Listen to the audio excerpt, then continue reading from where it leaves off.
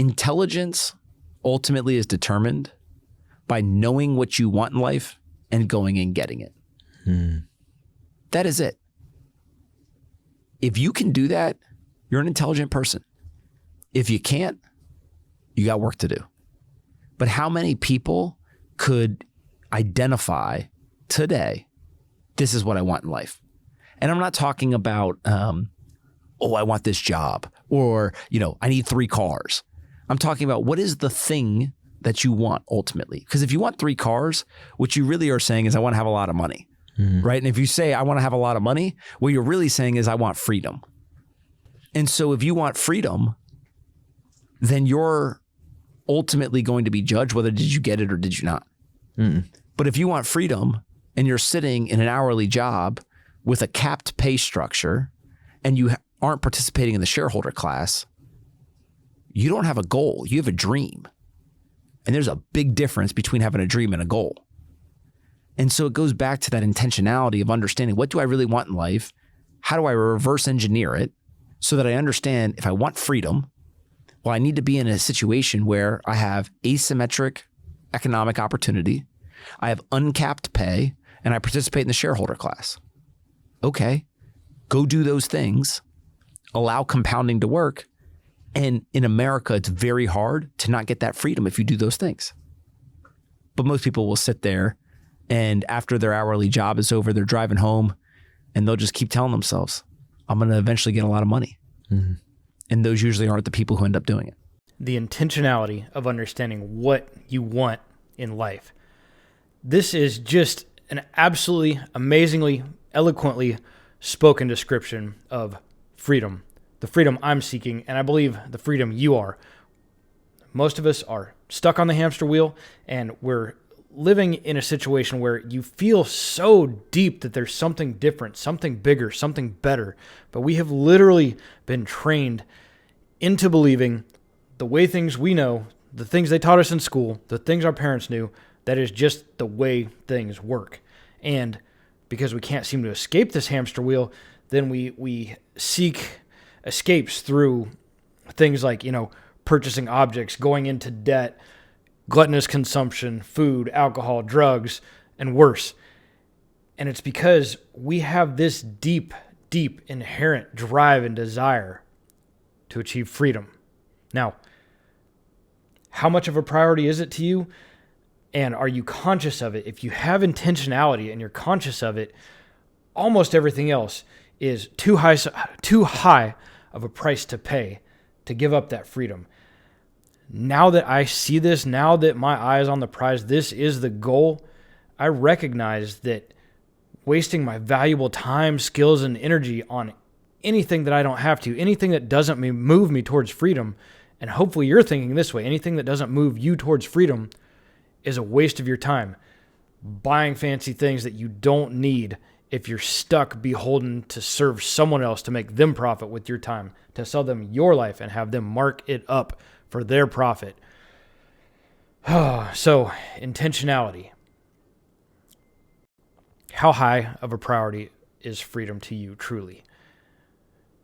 Is there something more to your life than just owning things and consuming things and trying to get temporary dopamine hits, temporary highs, temporary happiness at the expense of fulfillment and the expense of freedom?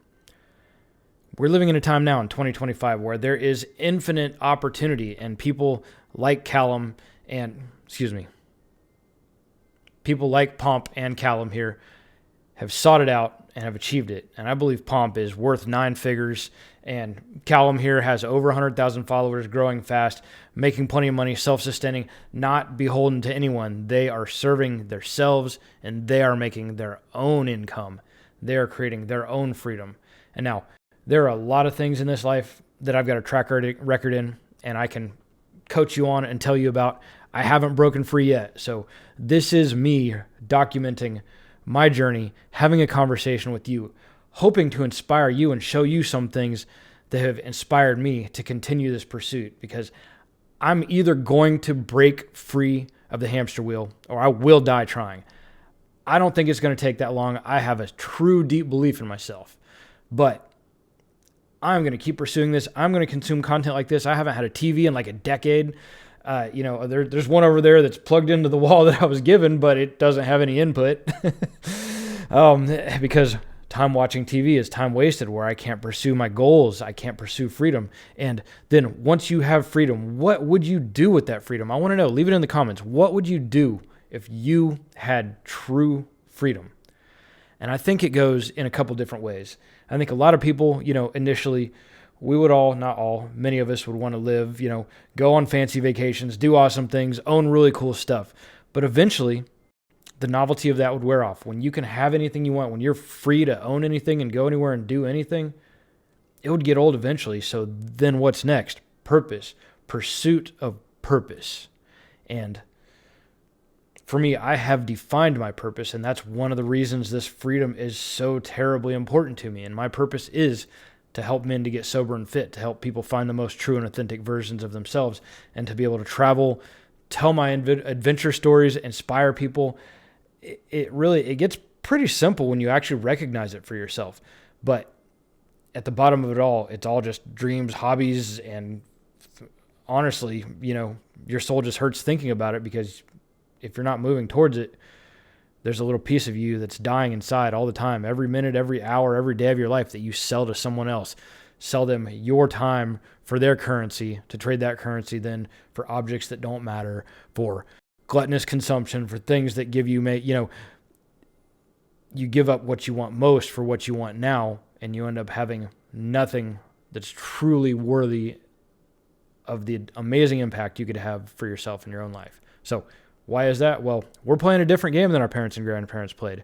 We're still trying to fit within the same box. We've already been trained since before kindergarten that this is how things work, that we sit down, we're quiet, we raise our hand to be spoken to, we're compliant, raise our hand to answer, we give assignments on time, we have somebody else set out the parameters of, not only what we have to do, but how much value we actually have. Somebody else places a value on our time. They place a value on our lives. Somebody else places a value on our lives. And guess what? Even if we do the same exact thing our parents or grandparents did, we're getting less buying power. Maybe we'll have more currency, more dollars, but we're getting less buying power because the rules of the game have changed. And the most important thing that we can do for ourselves is understand that playing the way that I was raised to play with a university degree, following into the corporate life, is not the way that's going to generate the best return on investment for my time, energy, skills, capabilities. There's so much I have to contribute to this world. And if you're like me, if you've been down in the trenches, you've learned your lessons, you've gotten your experience, you have knowledge, you have wisdom to bring into this world, you have something to contribute, then it's just painful having someone say, hey, here's your box. Here's the things you're going to do, and they throw away all the rest of your skills and value that you can bring to, to that corporation or to yourself and to the world and to your community and your family and everything else. So the rules of the game have changed. Let's hear what Callum has to say about that.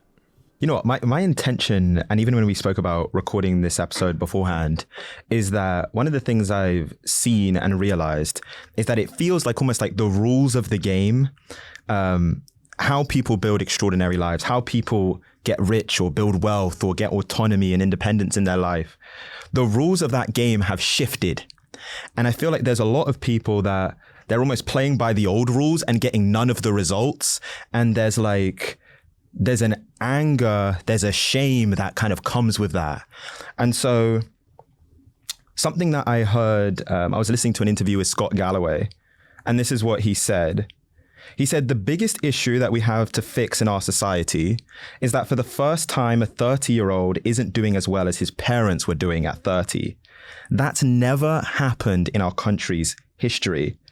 I mean, they've essentially been sequestered from economic opportunity, education, and housing. And what do you know? They're the most anxious, depressed generation in history. And so I want to get to, later on, we're going to get into some of the things that you mention, and also how people can build an extraordinary life with these new rules of the game.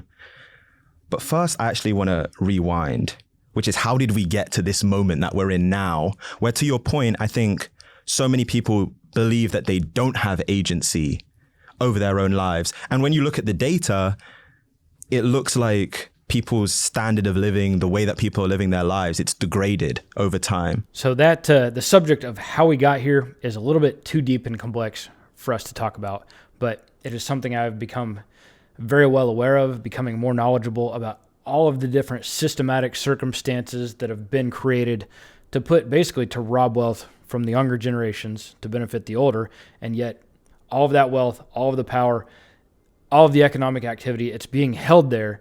And yeah, like you said, we're being sequestered. So why do we want to keep trying to play by those rules that don't work anymore when there has never, ever, ever, ever in the history of humanity been opportunity like there is in 2025? AI, content creation, personal brands. I'm going to be here. I don't care if it takes me thousands of these. I'm a professional video producer. I've shot for the History Channel. I've done amazing things. I travel. I tell these awesome stories. They get no views. And then I go and I talk to the camera and it's just some blow off video and it gets 500,000 views, But I'm going to keep having my adventure stories, but I'm going to be here. I'm going to keep doing this. I'm going to try more and new and different things because I know that if you're still watching this, you've got some value. You've got something that you want to bring into this world that you can contribute to this world. And me, I know that I can have a real impact in this world and I can enhance my life in a very ethical way as well. But not if I keep trying just to struggle and survive playing the rules that somebody else has set out, going on an uphill battle, trying to win the rat race. It's not going to work for a large amount of us. And even those who do get, into, let's say an engineer.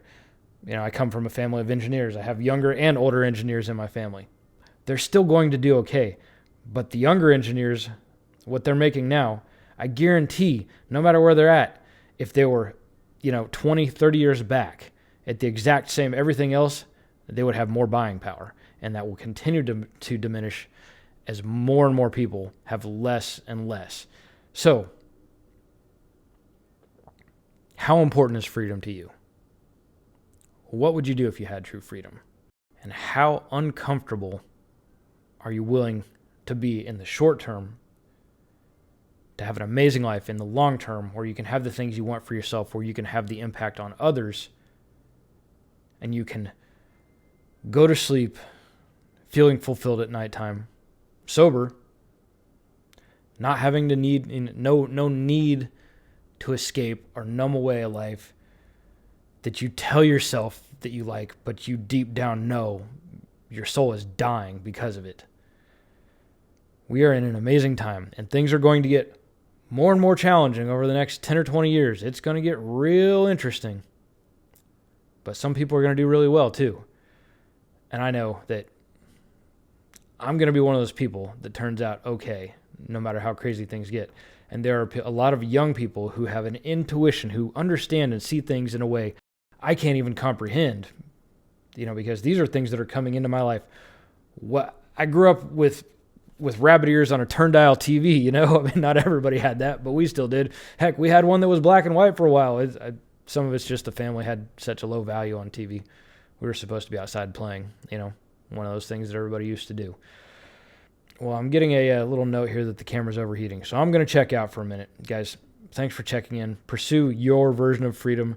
Make sure to watch my video. I'm going to post a link up here, post a card of I spent 346 days on the road, living out of a presidential motorcade SUV in national forests on the beach, pursuing my version of freedom. I got myself free of alcohol, free of addiction, and found my self-belief, and it's a beautiful, amazing story.